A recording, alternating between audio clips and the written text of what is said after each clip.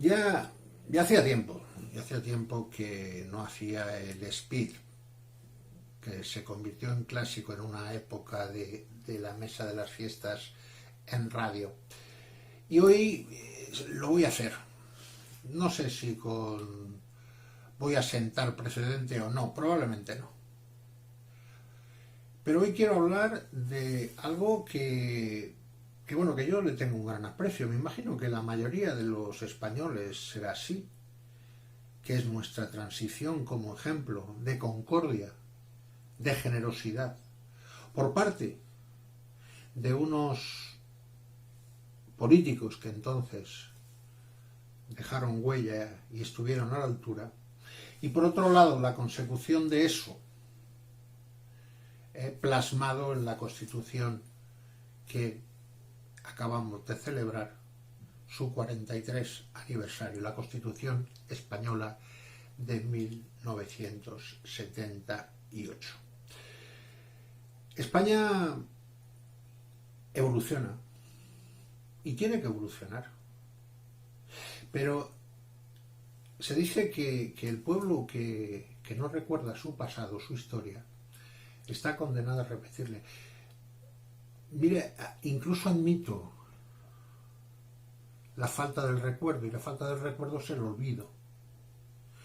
Lo que admito menos es intentar cambiar la historia añadiendo un nuevo relato. No, es mucho más honesto.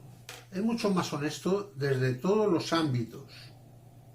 El político, el educativo, el universitario, el literario y por supuesto el periodístico, expresar las cosas tal cual eran.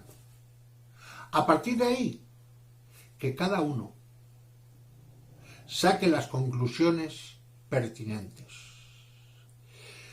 Los que aquello vivimos, difícilmente se nos pueden cambiar los hechos. Algunos teníamos ya una edad determinada y como consecuencia de ello fuimos capaces de analizar en el momento y posteriormente lo que ocurrió. Pero lo que se puede hacer con la indefensión de nuestros hijos, de nuestros nietos, de nuestros jóvenes, en la soledad, y digo la soledad, en tanto en cuanto no tiene más influencia, de los colegios, de las aulas, pues probablemente de tanto repetírselo se cambiará su concepto de lo ocurrido. Por eso digo, ni pretendo convencer a nadie de nada, ni pretendo dar ninguna versión de nada.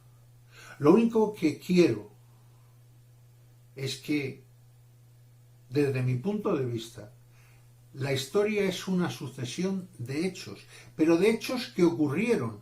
Luego la interpretación, cada uno es muy libre de hacer las interpretaciones con lo que tenga a mano, y también tiene que dar la libertad al que tiene enfrente para que, cogida incluso tu información, la sepa procesarla, compararla y sacar sus propias conclusiones. Eso será una ciudadanía con criterio. Eso será una ciudadanía que evolucione. Mientras tanto, mientras nos falte la información, mientras absorbamos cualquier cosa que se nos dé sin pasarlo por ningún tipo de filtro, y el filtro nos lo da el conocimiento, seguiremos eso, siendo mediatizados. Nos colocarán donde quieran colocarnos, y nosotros ya tenemos una edad, y es difícil para algunos, pero tenemos generaciones que vienen detrás que no debemos permitir que sean mediatizadas.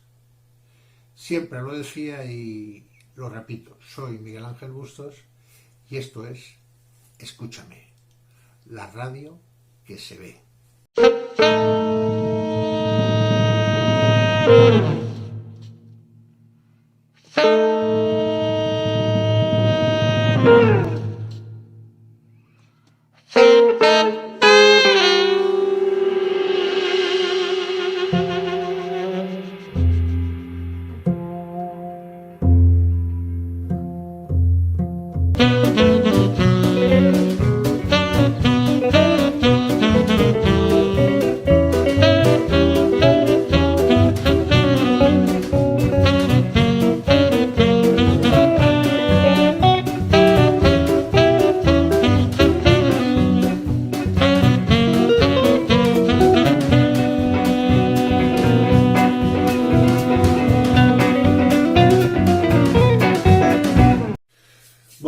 tardes, queridos videntes de estos programas de Escúchame, la radio que se ve.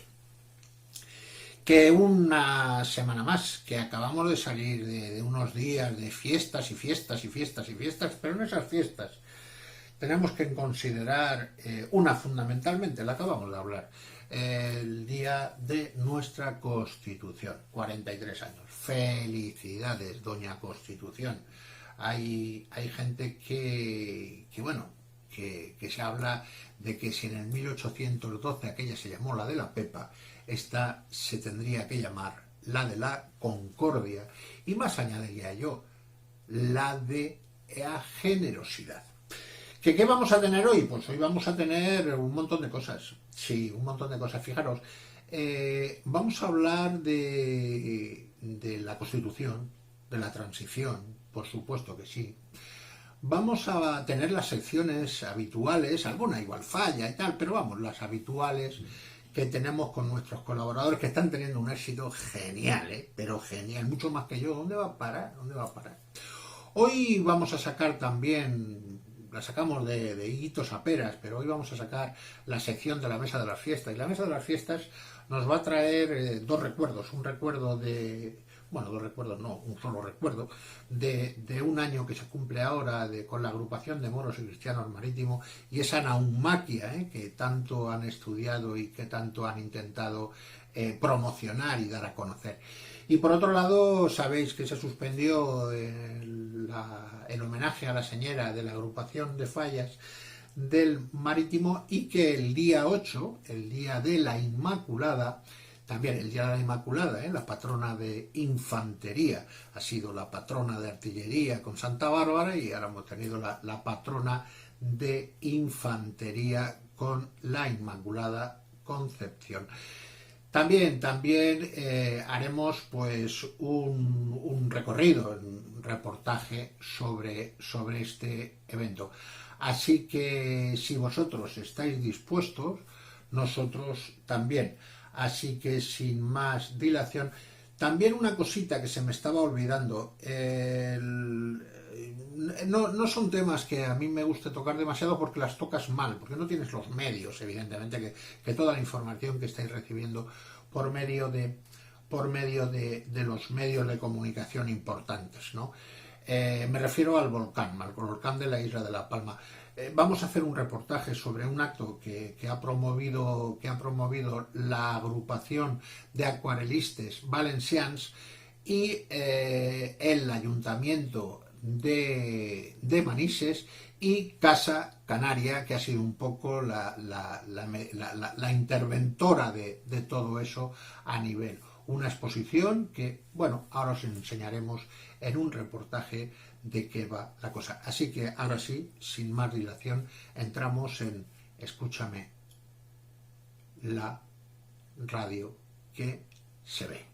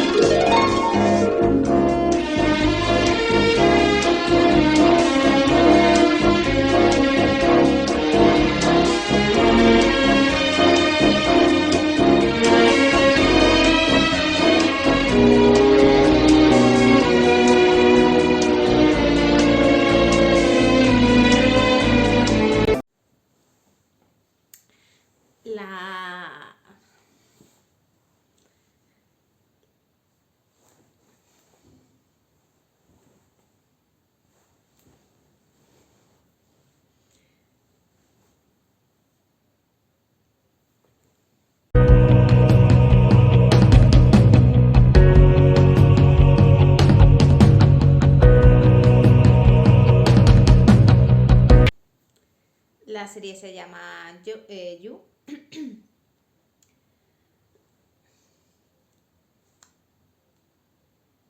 Esta serie se llama You y tiene muy poquito tiempo, es bastante nueva, o sea, es muy actual. La última temporada es ahora del 2021 y son 3 temporadas lo que tiene hasta ahora, de unos 10 capítulos, sí, 10 capítulos cada temporada, y los capítulos duran aproximadamente 44, 49 minutos. Yo os aconsejo que la veáis, pero ya os digo que a mí, por ejemplo, me ha dado mucho a pensar. Imagino que eso, a vosotros también os pasará. Y que sea para, pues eso, para sacar cosas bonitas y bellas de nosotros y cosas positivas para proyectar hacia el resto. Que no aconsejo que veáis los que sois padres de adolescentes chicas. O sea, no, no la veáis si no queréis comeros la cabeza muchísimo. Porque es una serie que engancha, es muy, muy adictiva. Es divertida.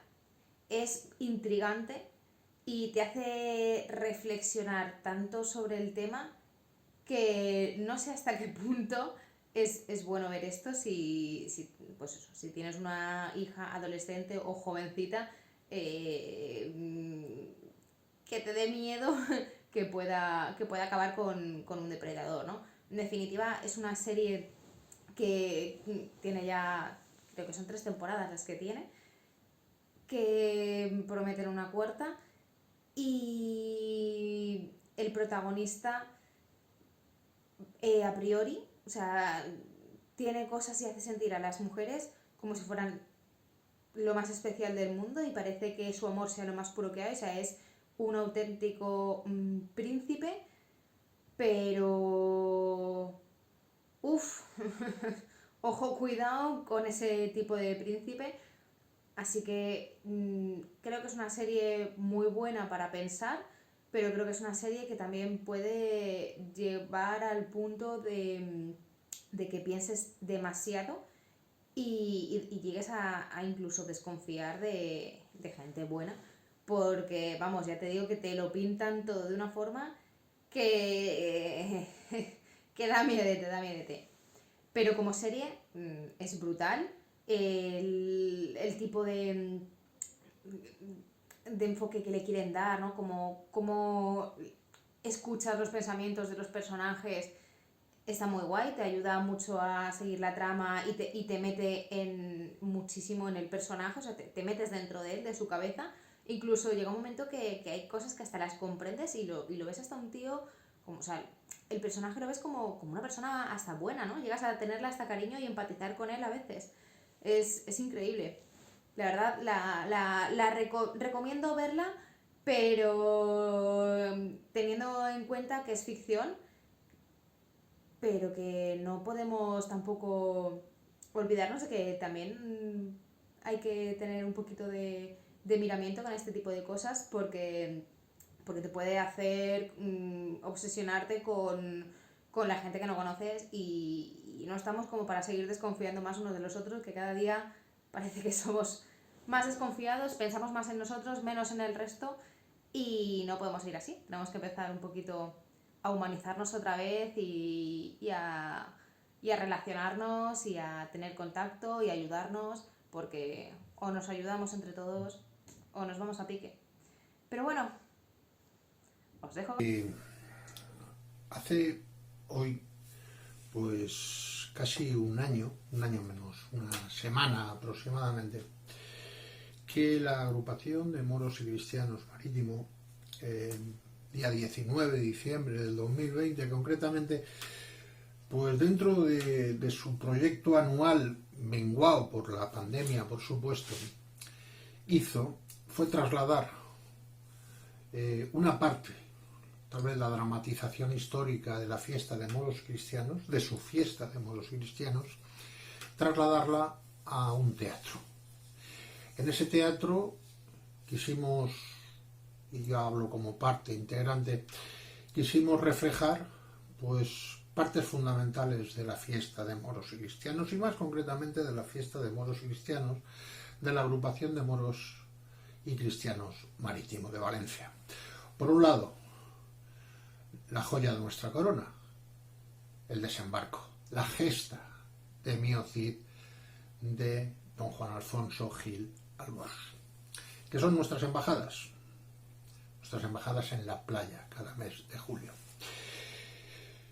También quisimos ser embajadores la fiesta de moros y cristianos como embajadores, no hoy, que también, sino en el siglo XVII, de esa dramatización, de esa historia dramatizada, como son la representación de las acciones de conquista y reconquista de los moros y cristianos en sus embajadas, pues presentarla como la primera obra de teatro popular que se realizó en Estados Unidos hoy, Nuevo México entonces, y que el capitán Marcos Farfán de los Godos representó en Chimayó y que se ha venido representando por los indios navajos hasta no hace mucho, hasta 1973. Y por último, pues cogimos dos fiestas. Cogimos la fiesta de San Vicente Ferrer en uno de sus centenarios, el tercero concretamente, y la unimos a la primera representación de la fiesta de moros y cristianos que se realizó en Valencia. 1755, tercer centenario de la canonización de San Vicente Ferrer, y el río entre el puente del Real y el puente de la Trinidad se convirtió en un magnífico estanque donde se realizó la primera y única naumaquia realizada en Valencia, siglo XVIII, 1755, tercer centenario de la canonización de San Vicente Ferrer y primer evento que reflejó la historia o la fiesta de moros y cristianos en Valencia. Todo eso mezclado con lo que hicimos ese 19 de diciembre de 2020 en un teatro de Valencia, y que si no tuvisteis entonces oportunidad de verlo, hoy no entero, porque fue muy amplio, pero sí lo relacionado con esa naumaquia, os enseñamos para que tengáis conocimiento de ella. Tengo por ahí publicado con mucha más amplitud, más aún si alguien estuviera interesado en el tema, por favor que se ponga en contacto con nosotros, que con todo el gusto del mundo haremos por de alguna forma dar conocimiento de ello. Así que hoy en Escúchame, la radio que se oye y que se ve, por supuesto, nada más vais a ver la naumaquia y el primer acto de la fiesta de moros y cristianos realizado en Valencia. Eso sí, bajo el amparo de la sección La Mesa.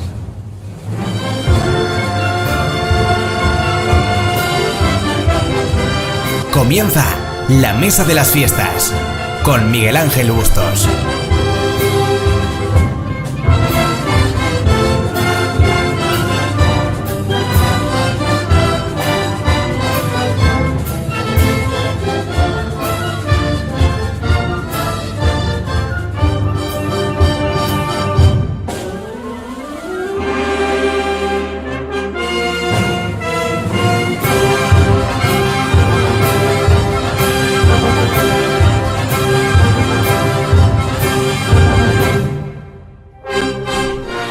Naumaquia, en latín naumaquia, del griego antiguo naumagia, literalmente es combate naval.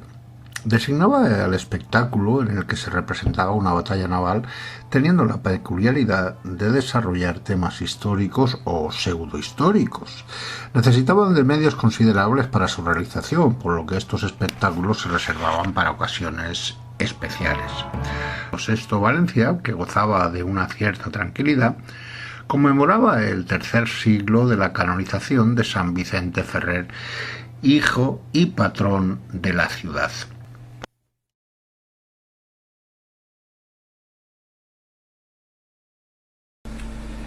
Y estas son unas pocas naumaquias que se celebraron después de la caída de Roma. Se sabe de una en 1550 que celebró en Rouen Enrique II de Francia. Estos son los tiempos después de Da Vinci.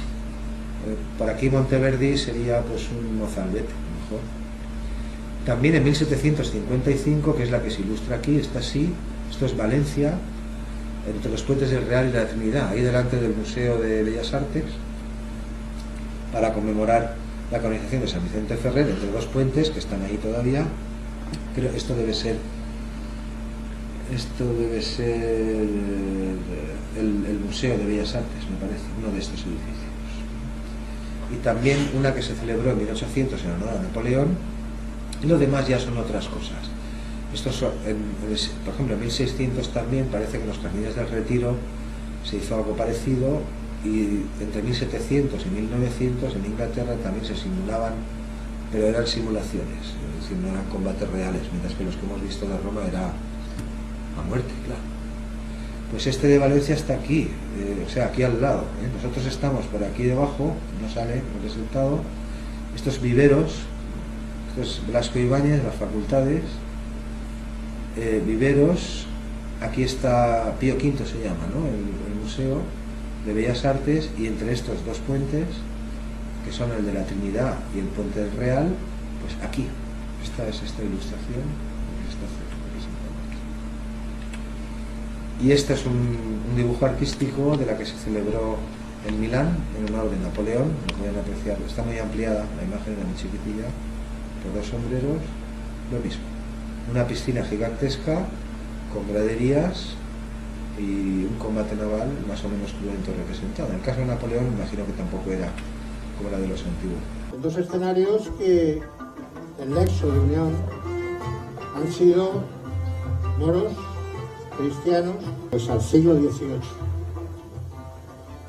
En el siglo XVIII, tercer centenario de la canonización de San Vicente Ferrer. El rey había prohibido algo que era muy típico en esas celebraciones, la corrida de toros, la procesión. Y los jurados de la ciudad en aquel entonces empezaron a hacer un hecho singular, algo que nunca se había hecho, de hecho nunca se volvió a hacer, que es una batalla naval, una naumaquia, desde el puente del Real al puente de la Trinidad, se convirtió en un gran embalse, donde embarcaciones del marítimo, de pescadores, llegaron hasta allí, se enfrentaron y se creó una batalla entre moros y cristianos. Para ello hubo que hacer muchos trabajos. Ahora os vamos a mostrar unas imágenes donde un poco resumen todo lo que fue aquello y la razón literaria de lo que justificaba esa naumaquia. Así que mirad la naumaquia de 1755 en Valencia. La palabra naumaquia, en latín naumaquia, del griego antiguo naumagia, literalmente es combate naval. Designaba al espectáculo en el que se representaba una batalla naval, teniendo la peculiaridad de desarrollar temas históricos o pseudohistóricos. Corriendo el año 1755, en el que reinaba el apacible monarca Fernando VI, Valencia, que gozaba de una cierta tranquilidad, conmemoraba el tercer siglo de la canonización de San Vicente Ferrer, hijo y patrón de la ciudad. Con tal acontecimiento se organizaron los más espléndidos festejos cívicos y religiosos de parte del concejo de la ciudad, con que la coronada ciudad de Valencia celebró el feliz cumplimiento del tercer centenario de la canonización de su esclarecido hijo y ángel protector San Vicente Ferrer, apóstol de Europa. Entre los festejos cívicos como máximo exponente siempre solía darse la corrida de toros, pero dados ciertos impedimentos para la celebración de la misma, Manuel Fernández de Marmanillo, alguacil mayor del Tribunal de la Santa Inquisición de la ciudad, Lemos de Serrano, propuso en el Cabildo del 9 de junio un nuevo género de espectáculo que podría suplir con ventaja la falta de los toros. Propuso que se podía formar en el río Turia un lago, de forma que en él se recogiesen de un modo las aguas para que pudiesen navegar las naves y darse una batalla naval.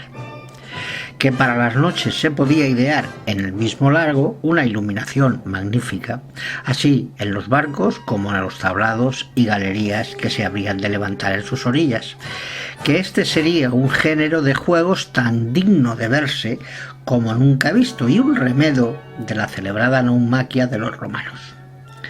Añadía esto que al extremo oriental del lago se pondrían a los dos ángulos que hacen los pretiles del río, con el puente del Real, formar dos montes, a saber, el Vesubio y el Parnaso, que aquel arrojaría al aire en silencio de la noche ríos de llamas, y este tarde y noche podría arrojar de la cima del río de agua que, subiendo a una justa elevación, diese al caer una gran cascada que abría en la falda del mismo monte, pero donde blandamente se despeñase el río, cosa que sabemos que no se pudo realizar por falta del suministro del agua. El recinto elegido para la realización de la naumaquia era el tramo del río comprendido entre los históricos Puente de la Trinidad y el del Real, suficientemente amplio y circundado junto a sus márgenes de importantes enclaves urbanos. El mejor documento gráfico del efecto lo tenemos en el conocido grabado de Carlos Francia, en el que dan pormenorizados los detalles cuya contemplación puede darnos una idea bastante fidedigna de dicho acontecimiento. Esta imagen gráfica se tomó desde el Palacio de San Pío V, y la perspectiva evidentemente es exactamente la que se ve desde un espacio como es este palacio. Intervinieron artistas, intervinieron pirotécnicos, como hemos dicho, tanto las embarcaciones del Grao como de la Albufera. En fin, todos quisieron acudir a este magno evento que sin dudar alguna fue el espectáculo, el evento más importante de esta época.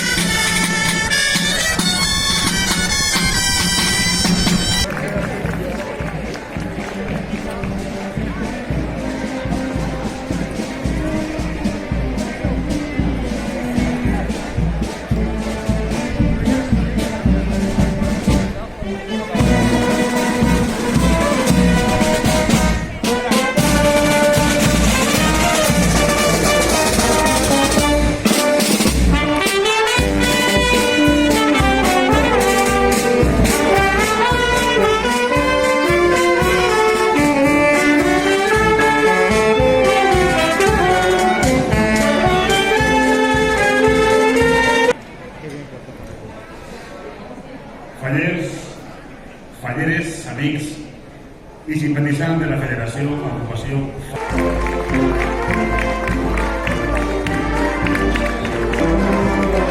Patricia Jurado Civil.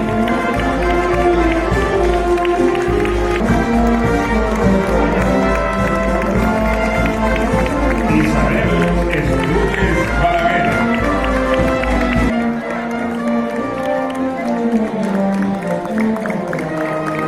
Carla Alcocer Mayordomo. Alba Hurtado Escobar. Cayetana Santa Cruz Blasio.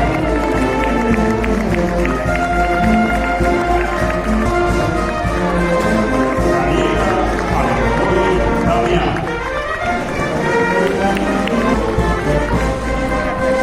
Carmen Calvo Sebastián.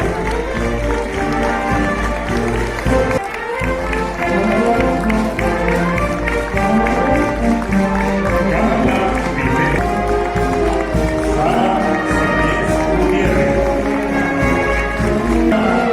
Ravellón Pauten.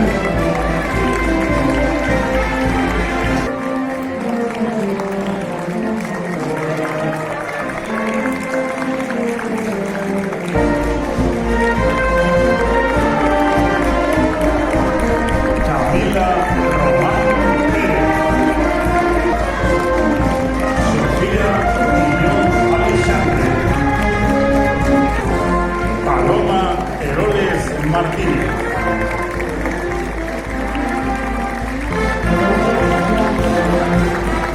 Lucía Payán Ramírez.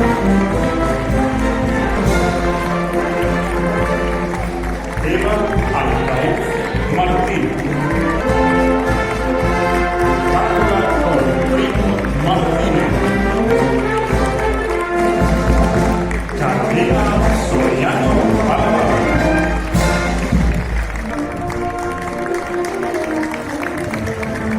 Carla Julián Fernández.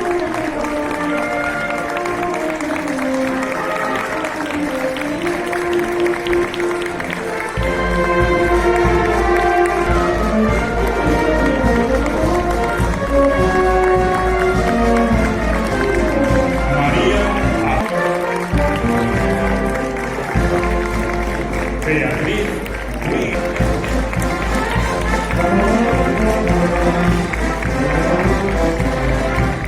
La Fallera Mayor Infantil de Valencia, Nerea López Maestre.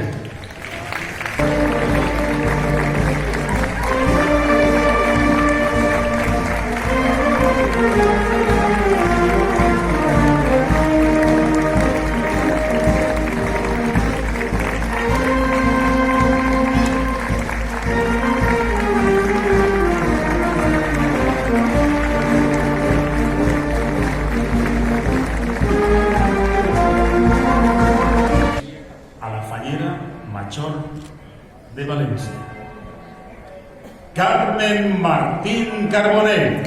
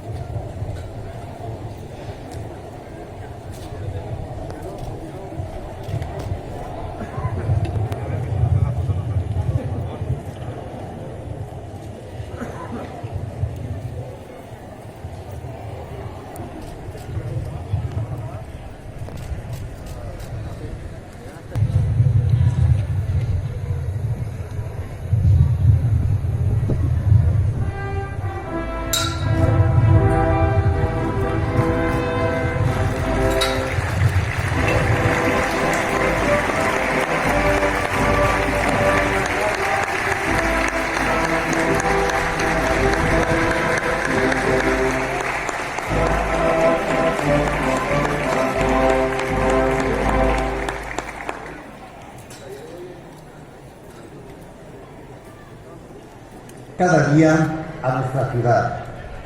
Estas calles desprenden tradición, cultura, solidaridad y valencianía. Y esta valencianía lo es gracias al trabajo y esfuerzo de las comisiones que forman esta agrupación de Falles. Una agrupación que es referente en nuestra ciudad y claro ejemplo de trabajo colectivo, de generosidad, solidaridad y responsabilidad, pero que os ha impedido continuar trabajando por nuestra fiesta. Es la mejor forma de hacer valencianía y el orgullo más grande que tenemos como valencianos y valencianas. Presidente de la Nostra Senyera representa les Falles. La Nostra Senyera és foc, és pólvora, és or i plata, és indumentària, és seda, és flor, és música, és cartó i pedra, és ingeni i gràcia, és ball, és teatre, és festa, però sobretot la imatge xiqueta de València, de la València que l'admira i que l'aclama, que la contempla i que veu en ella tots els valors que caracteritzen esta festa, digníssima representació del que has pogut tindre avui ací a vosaltres, Carmen i Nerea, les màximes representacions del nostre Montfaller, i a les vostres admirades cos d'honor, és més que un orgull.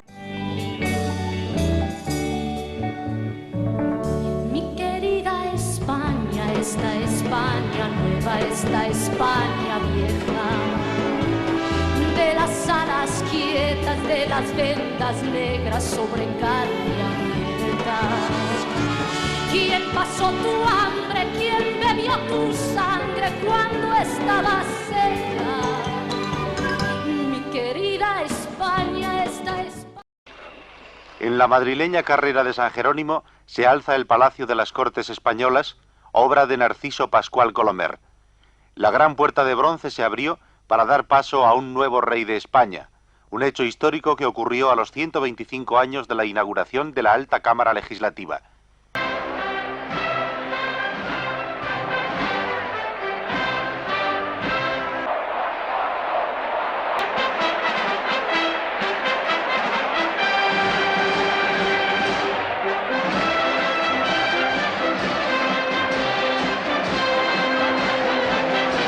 Don Juan Carlos y doña Sofía entraron en el Salón de Plenos a las 12:32 del día 22 de noviembre.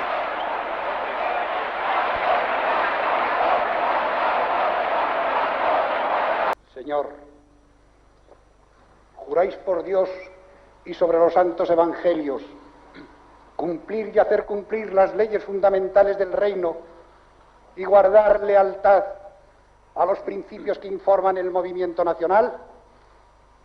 Juro por Dios y sobre los santos evangelios cumplir y hacer cumplir las leyes fundamentales del reino y guardar lealtad a los principios que informan el movimiento nacional. Si así lo hiciereis, que Dios os lo premie, y si no, que os lo demande.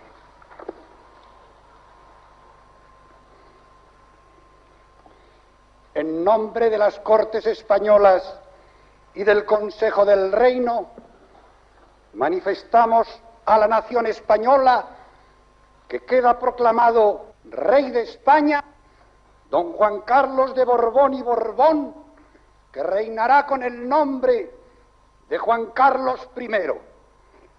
Señores procuradores, señores consejeros, desde la emoción en el recuerdo a Franco, ¡viva el Rey! ¡Viva! ¡Viva España! ¡Viva!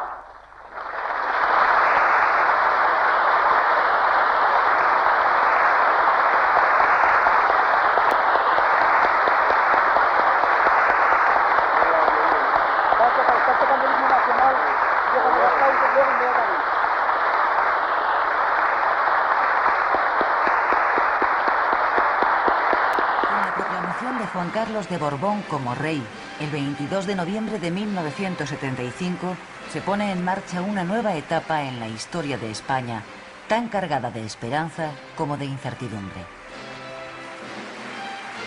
El rey es muy consciente de que sus primeras palabras expliquen cuál va a ser el objetivo esencial de todo su reinado. La institución que personifico integra a todos los españoles.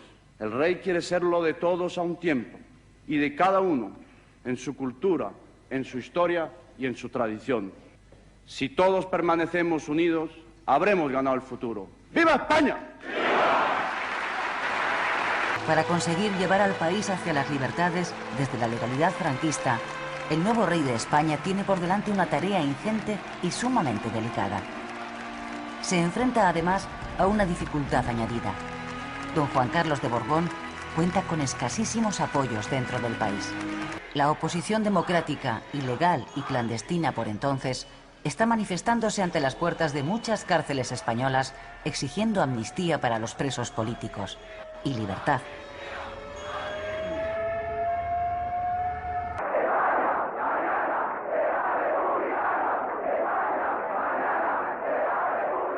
Gli spagnoli non accolgono con gioia un re imposto per grazia di Franco.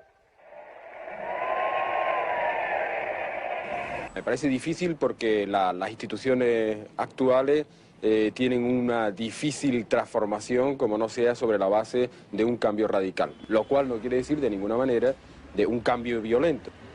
El rey necesita situar en los círculos de poder del Estado a alguien de su plena confianza. Ese hombre es Torcuato Fernández Miranda. Juro servir a España con absoluta lealtad al rey. Después de gran esfuerzo, el rey logra que sea nombrado presidente de las Cortes y del Consejo del Reino. A cambio, el rey deberá conformarse con seguir manteniendo en la presidencia del gobierno a Carlos Arias Navarro, el hombre nombrado por Franco para sustituir a Carrero Blanco. La oposición de izquierdas incrementa su presión política en la calle para reclamar una ruptura total con el viejo régimen y un gobierno de concentración que convoque elecciones constituyentes.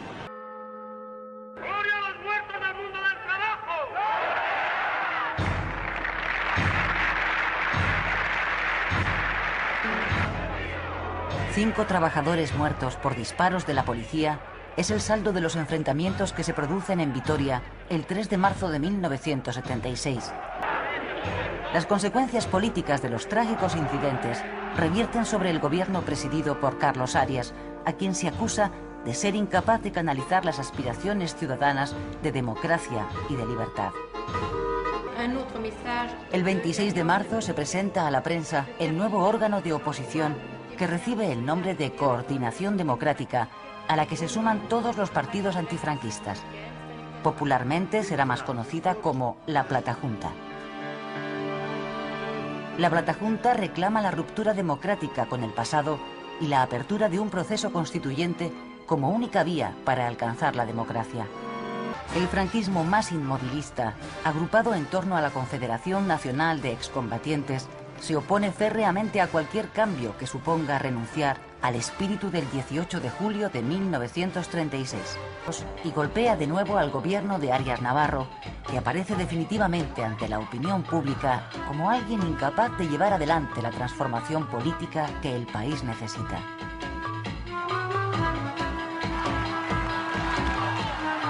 El propio rey comparte esa opinión a propósito de su presidente del gobierno. En unas declaraciones realizadas a una revista estadounidense, don Juan Carlos describe a Carlos Arias como un desastre sin paliativos. Para entonces el rey tiene ya en mente el nombre del futuro presidente, Adolfo Suárez, ministro secretario general del movimiento del gobierno. Nos encontramos con un hecho. Un rey nombrado a título de sucesor por el general Franco, y que se salta a la torera a lo jurado los principios fundamentales del movimiento, porque ahí tenía la posibilidad de concentrar todo el poder.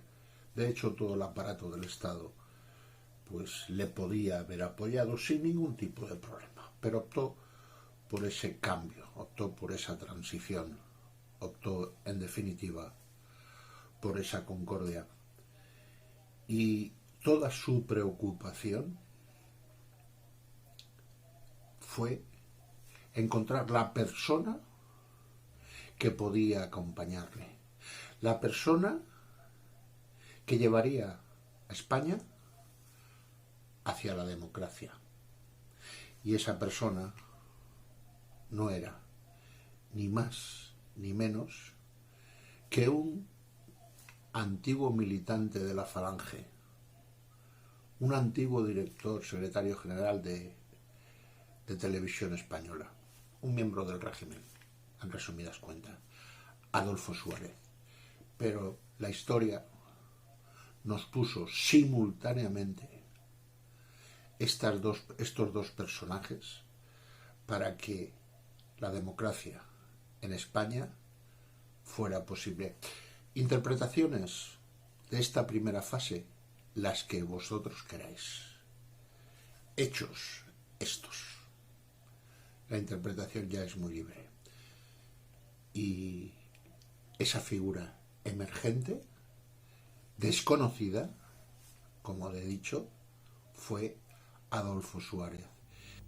Creemos que España se debe construir con la colaboración de la derecha y la izquierda, aunque defendemos un modelo de sociedad diferente. Y todo ello queremos lograrlo a través de la moderación, el diálogo y el pacto, porque nadie puede pretender que su verdad sea la única.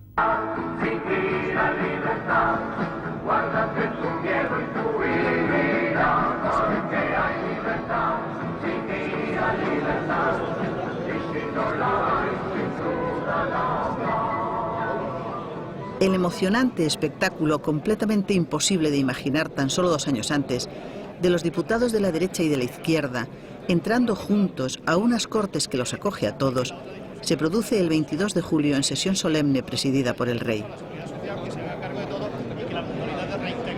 Son los representantes de aquellas viejas 2 Españas que por fin ya no son sino una España sola.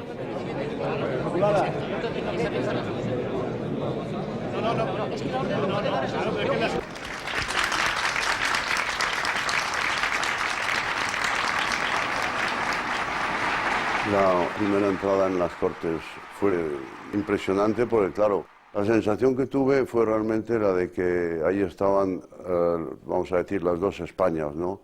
Y que era una España reconciliada. Y eso me dio una gran fuerza y una satisfacción interior muy grande para poder seguir trabajando. A esa España reconciliada es a la que se dirige el rey para enviarle con total claridad el siguiente mensaje.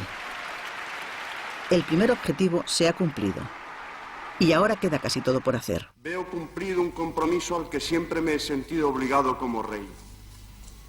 El establecimiento pacífico de la convivencia democrática sobre la base del respeto a la ley, manifestación de la soberanía del pueblo. No voy, por supuesto, a exaltar ahora el esfuerzo que nos permitió llegar a esta meta, pero sí quiero decirles que entre todos hemos construido los cimientos de una estructura sólida para la convivencia en libertad, justicia y paz. La Corona desea y cree interpretar las aspiraciones de las Cortes, una Constitución que dé cabida a todas las peculiaridades de nuestro pueblo y que garantice sus derechos históricos y actuales.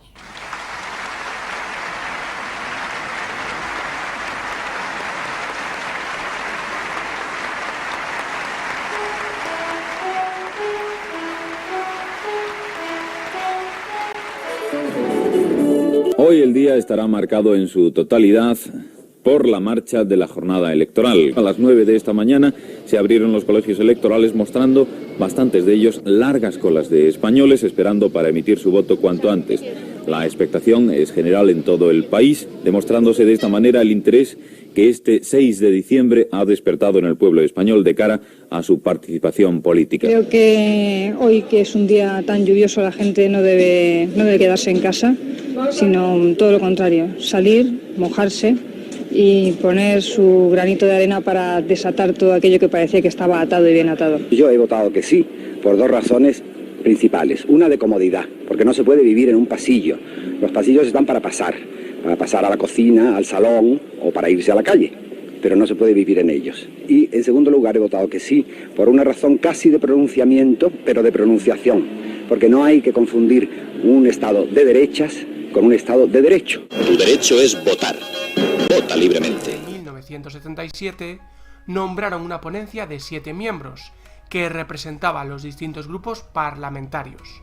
Formaban parte de ella 3 miembros de la UCD, Miguel Herrero de Miñón, José Pedro Pérez Llorca y Gabriel Cisneros, un socialista, Gregorio Peces Barba, un comunista, Jordi Soletura, un nacionalista catalán, Miquel Roca Junyent, y un diputado de Alianza Popular, Manuel Fraga. El proceso de elaboración, que duró un total de 16 meses, no fue sencillo. Mientras que la UCD y Alianza Popular querían un texto breve y con referencias a las declaraciones internacionales aceptadas por la ONU, el PSOE y el Partido Comunista querían que quedaran reflejados con detalle los derechos y libertades políticas y sociales del individuo. En su confección también primó el deseo, por parte de todos, de redactar un texto suficientemente abierto para que pudiera adaptarse a la ideología de cualquier partido democrático que llegara a gobernar. De esta manera se pretendía evitar episodios del pasado reciente de España en el que los cambios en el poder habían conducido a enmiendas, reformas e incluso a la elaboración de una nueva constitución. Finalmente, el consenso entre las distintas fuerzas políticas permitió terminar los trabajos y presentar el texto definitivo en julio de 1978. Posteriormente, en una sesión conjunta, el Congreso de los Diputados y el Senado aprobaron la Constitución en el mes de octubre. El referéndum del 6 de diciembre fue el episodio definitivo para la aprobación de la nueva Carta Magna, que obtuvo un respaldo del 87,7% de los votantes. La Constitución fue refrendada por el Rey el 27 de diciembre, entrando en vigor a partir de su publicación en el Boletín Oficial del Estado, el BOE. El texto, formado por 179 artículos, recogía las características esenciales de las democracias occidentales. El articulado del título preliminar definía a España como un Estado democrático de derecho y posteriormente se definía la forma política como una monarquía parlamentaria. En su artículo segundo se fundamentaba la indisoluble unidad de la nación española, al tiempo que se reconocía el derecho a la autonomía de las nacionalidades y regiones que la integran, aspecto concretado en el título octavo. También se establecía la separación e independencia de los 3 poderes fundamentales del Estado y se garantizaba en sus distintos artículos los derechos humanos y las libertades.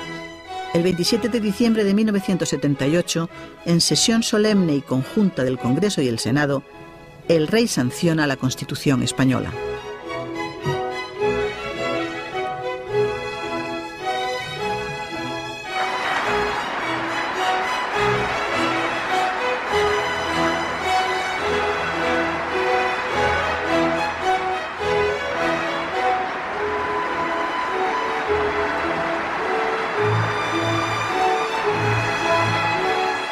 Con la aprobación de la Constitución quedan automáticamente derogadas todas las leyes fundamentales del franquismo. Y este es el preciso momento en que el proceso de transición política a la democracia queda cerrado.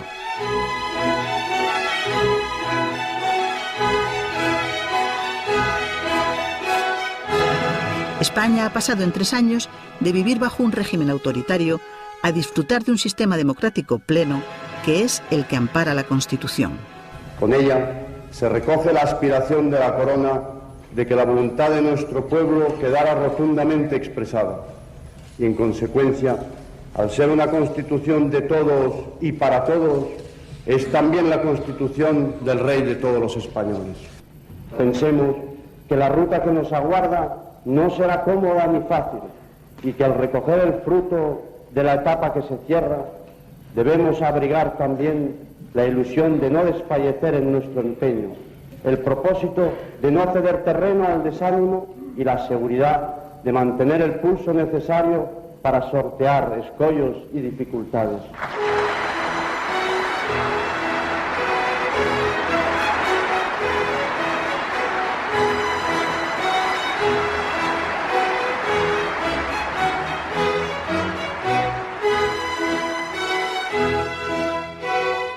El futuro de España es, a partir de ese momento, el desarrollo político de un país en libertad.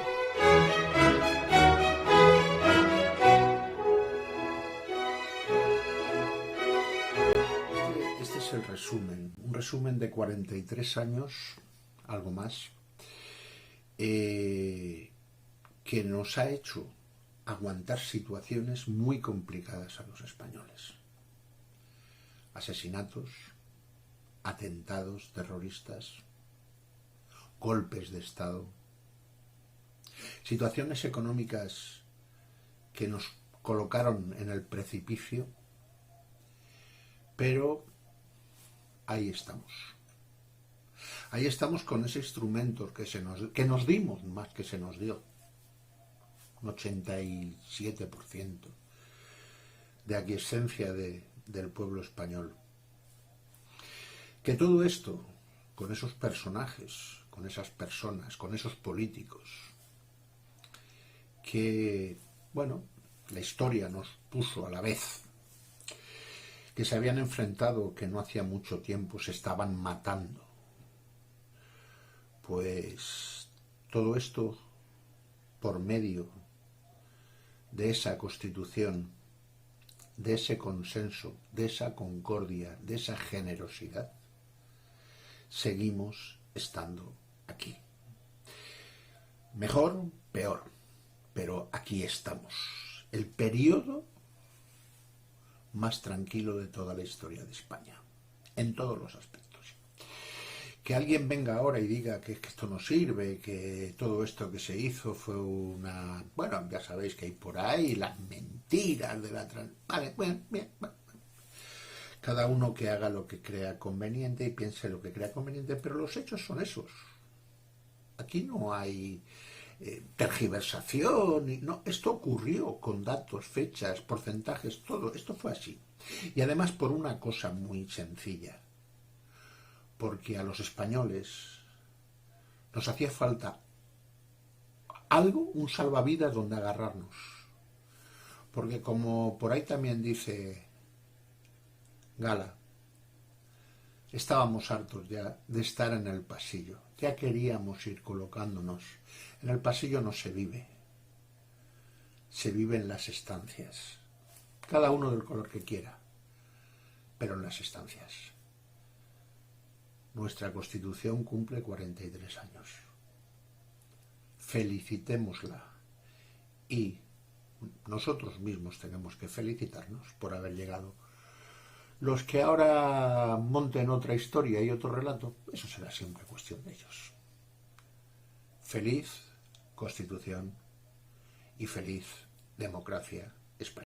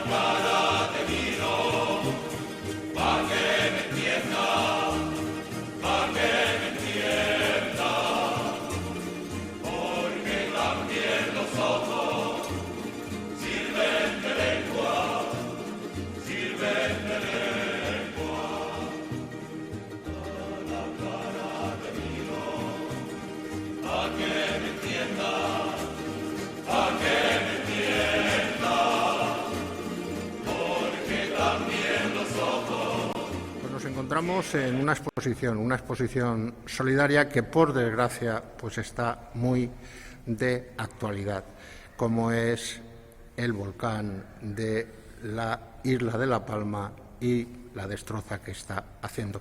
Nos encontramos en Manises, nos encontramos en la Casa de Cultura y hablando de cultura estamos aquí con Begoña Ramírez, que es la vocal de Cultura de Casa Canaria. Buenas tardes, Begoña. Hola, buenas tardes. Estabas viendo un cuadro de Juan Francisco Rams. Sí. ¿Qué pasa? ¿Que ya está vendido o algo? ¿Qué? Sí, bueno, este en concreto ya está vendido. Sí. Bueno, pues tenemos una cantidad, ya lo han visto los espectadores, de acuarelas, concretamente. ¿De dónde vienen estas acuarelas? Bueno, la idea surgió en realidad lo que lo han puesto en marcha es la agrupación de acuarelistas valencianos. Amador, pues esta acuarela que estamos viendo, que se llama El Volcán de La Palma. Bueno, esto se vende, se recauda, ¿y qué pasa con ese dinero? ¿Dónde va a parar? Si tuviéramos un mínimo de una donación de 100 euros. Es decir, que estamos hablando de un precio muy asequible para todo el mundo y dada la calidad que tienen estas acuarelas. Y esto va concretamente para alguna población determinada o de la isla, o ¿para dónde va? Sí, para El Paso. Para El Paso. ¿Y esto que hay alguna asociación o quién va a ser quien de alguna forma administre esto? Todo el dinero que se done de la asociación, que además son la gente que va a adquirir cada acuarela, lo donará directamente al ayuntamiento del... Estando aquí, concretamente María Alcaide. Buenas tardes, Mela. Pues que vean que no solamente es invertir porque son cuadros muy buenos, sino que además puede ser un regalo extraordinario en el que no solamente regalan una obra de arte, sino que además va a ser un recuerdo para mucho tiempo con el plus de pensar que han ayudado a personas que en este momento lo están necesitando. Y esto es todo en el programa de este 10 de diciembre.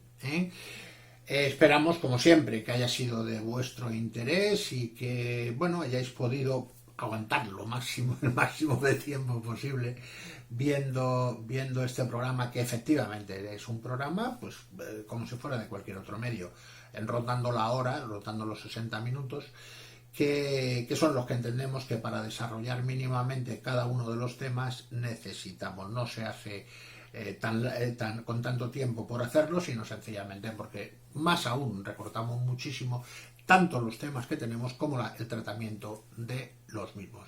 Así que os esperamos la semana que viene de nuevo, y será el momento ya que la semana que viene ya sí vamos a hablar un poquito de lo que es la Navidad, pues en diferentes partes, qué es lo que ha significado, significa, y entendemos y esperemos que aparte de eso de no felicitar la Navidad, felicitar las fiestas, pues nosotros seguiremos felicitando la Navidad, que no dejan de ser unas fiestas, pero que cuando hablas de fiestas hablas de mucho, cuando hablas de Navidad hablas de una.